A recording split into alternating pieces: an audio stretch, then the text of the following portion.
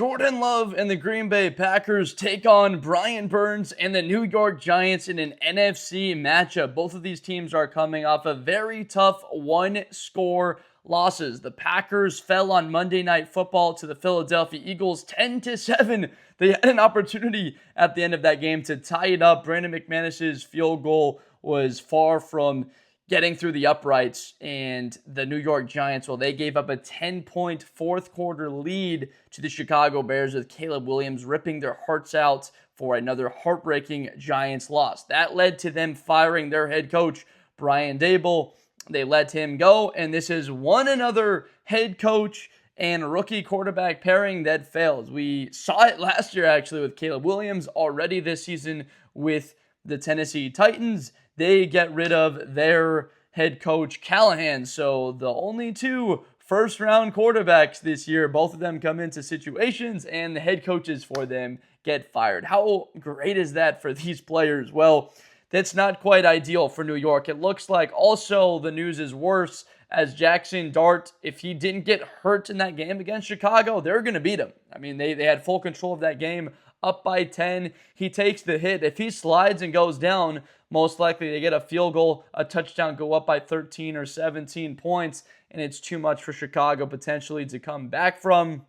He goes down, and then I've got sources at that game, and they were telling me it doesn't look like Russell Wilson's shoulder and his motion at all looks right. I think part of that could have to do with the cold, the conditions. He was coming into that game, obviously sitting for the entire day. The flurries, it's low 20s in the sense of what it felt like on the field. Those gusts of wind there in the north. Of course, Packer fans and Packer faithful, they know about the weather there at Soldier Field in Chicago, and of course what it's like in the NFC North. I think Matt LaFleur, in preparation for this game against New York and watching the film for them, he gets a little glimpse, obviously, into what's coming 2 times in December. 2 times they will square off with the now 6-3 Chicago Bears, who are tied with Detroit for the first place lead in the NFC North. Green Bay now looking up at them, holding the 3 spot. They are 5-3-1. Looking up at Chicago feels weird, I think, to a lot of Packer fans. So they're going to try and change that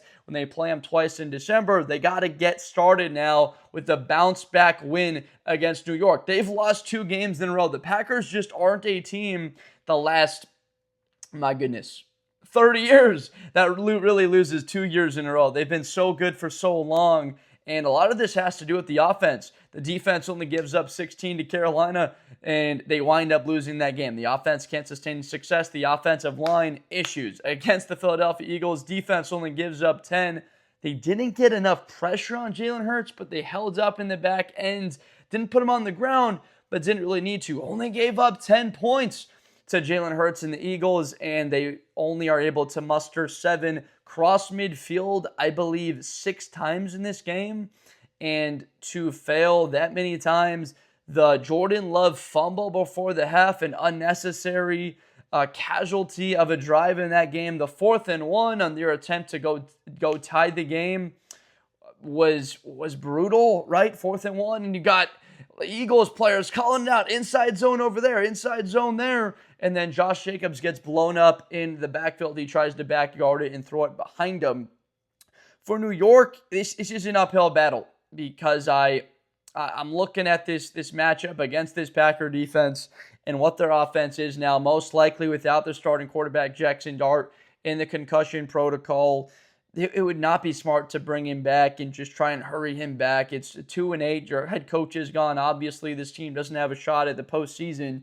You'd like to see him play a couple more times in the season. Getting him experience is key and vital. But here, you're really looking for an opportunity on defense to see what are we made of here when we're evaluating this team. It looks like Joe Schoen's going to keep his drive. So what is a makeup of this team? Like, looking at them defensively, I actually think that this isn't a bad matchup for New York on the defensive side of the ball against a struggling Packer offensive line. They haven't been healthy the entire season, and once again, another injury. Elgton Jenkins goes down, and the Packers have 0 continuity as a line. It feels to me like that's just how snake-bit they are as an offense, that they're not going to have that unit healthy the entire season. Tucker Kraft goes down, and I can't think of a single more impactful player. I know Malik Neighbors was awesome. Cam Scottaboo was awesome for New York. You could probably talk about those guys. But Tucker Kraft going down, and then what the Packer offense looked like the rest of the game against Carolina, and then the entire day against Philadelphia, not even one-dimensional. They tried to get the pass attack going vertical. Love inaccurate at times. He didn't throw Christian Watson open down the field on that final possession to try and get 3 points. He's got to do better of seeing the field, the entire field. There's open wide receivers at times. He's just not seeing them.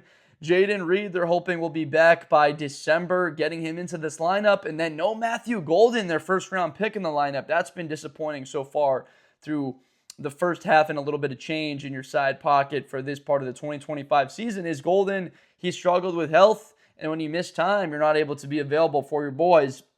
It's a great loss in the sense of his development. So that offense, you could see why. And all of that impacts what Matt LaFleur wants to do. He's a run-first guy. This is the same offense that Sean McVay, that Kyle Shanahan, Mike McDonald run. You saw what the Dolphins did to Buffalo this past week. You saw how effective the Rams were against the 49ers. These offenses are great. And then McVay's teams going up against San Francisco, and San Francisco had 2 decent offensive performances against the Rams defense this year. These teams are all oriented around the run first. LaFleur wants to run the football, and then you see a Packer team playing the Eagles, and they ran the football 27 times to 36. Not horrible balance.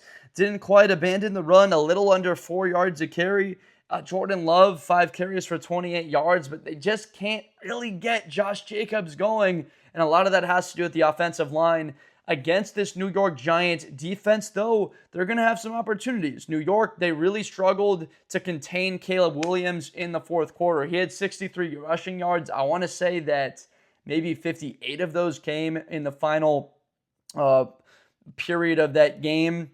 He had, I think, 220 passing yards, and maybe 120 of those came in the fourth quarter, or at least about half of those, you would imagine, with those final 2 drives.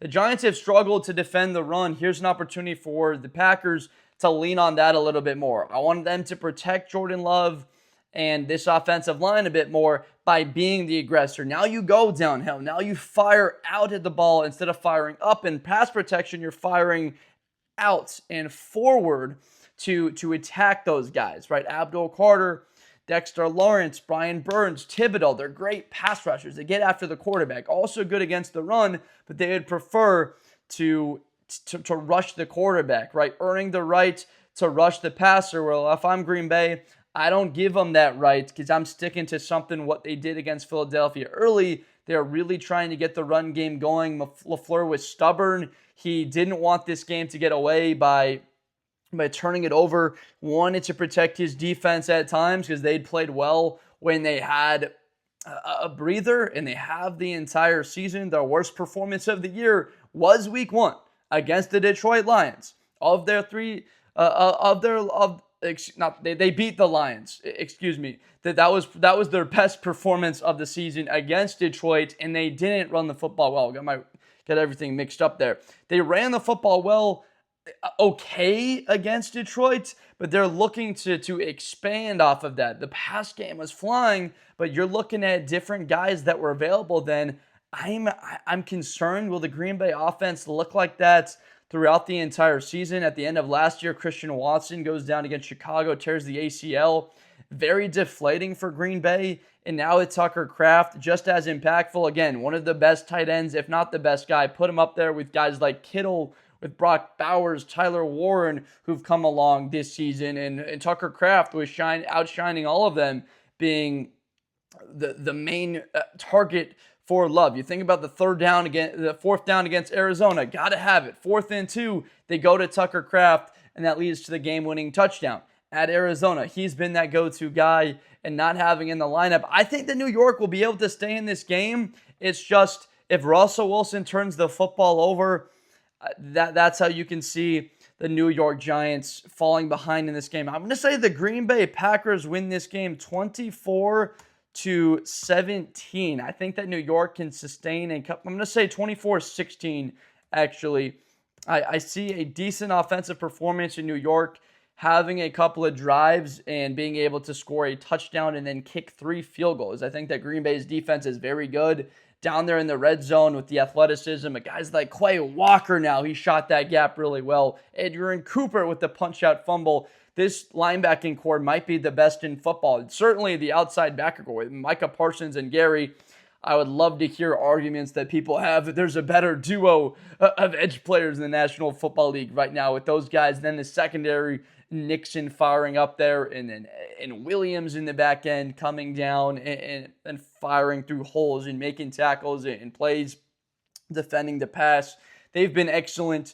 My question marks just are surrounding this unit because, look, Green Bay is looking at a matchup after this game against Minnesota, and that's an offense that can move the football, and they're willingly going to attack. Green Bay is very happy with teams dinking it underneath. That's why I feel like New York is going to struggle against the Packers a lot next week, which is why I'm actually, thinking Green Bay wins this game. They're going to be in control a bit more so. I'm actually thinking that the Giants get like a late garbage touchdown. It's like 24-9, 24-10, and then the Giants get a late touchdown score and they try and pick up like an onside kick, and it's a late touchdown. So I think Green Bay controls the game. 8-point game feels like it. Doesn't that feel like a little bit close against New York on the road? Maybe it could be, but I guess in 8.5, I see the Giants covering a late score by the Giants, but a game that is controlled by the Packers. This is just a unit in the secondary that when you see them go tempo, I want the Packers to come out with some tempo, establish rhythm like the Bears did. I would look at that and say, all right, that's how the Chicago had success. Let's replicate that. Let's go right at that New York Giants secondary and quicken up the pace and go at them the same way in the 2-minute drill that Chicago did at the end of the game. And they had a bunch of success going 91 yards and then bam, 55 yards on, I think, 4 plays to score the game-winning touchdown. So Packers win 24-16. I want to hear from you guys in the comments down below. What do you think of this game? Who do you think wins? If you enjoy Blitz with Blender videos and content, if it's your first time joining us, thank you for being here. I appreciate you so much for watching. I make these NFL and college videos weekly to get you set and ready. Last thing before I go here that really concerns me about Green Bay's offensive line. Like Brian Burns, been one of the best edge players in football, and his statistics back all of that up. Pressures, batted passes, getting there. I'm worried about Dexter Lawrence in the middle, that interior of the Packers offensive line. How do they deal with Dexter Lawrence in this game and disrupting Jordan Love, getting pressure up the middle, right in the face? That's very tough to handle. And then, of course, Thibodeau, Abdul Carter coming off the other side, the other edge. This is a tougher matchup than I think people are going to give credit to New York, and how that they fought at times this season. Really should have beat the Broncos and should have beat the Bears. 6-3 Chicago, 8-2 Broncos, 2 teams coming along right now. So maybe New York has a chance late in this game to make a game out of it. That wouldn't shock you. I'm just, again, concerned about New York, that passing attack. With Russell Wilson sustaining, a little bit worried about his arm and ability to throw the football down the field right now based on, what I heard and what it sounded like with Russ and his arm health currently right now. But again, that might have been a little bit more inflamed and have to do with the weather than actual arm health. Like, he looked okay earlier in the season, but clearly not quite to what he was athletically and arm talent earlier in his career. When you're hearing about the guy throwing 50 yards and hitting crossbars and one of the best deep ball throwers really of his generation, putting the rainbow loft on it. So thank you so much for watching. Appreciate you guys so much. Get down below in the comments. I'll try and respond to all of those, and I will see you guys next time. I appreciate you so much. Thank you. Best player in college football. That Georgia and Ohio State game, New Year's Eve, is going to be a classic. Josh Blunder. Hi, everybody. I'm Josh Blunder. To the 40, 35, 30, Espinosa to the 20.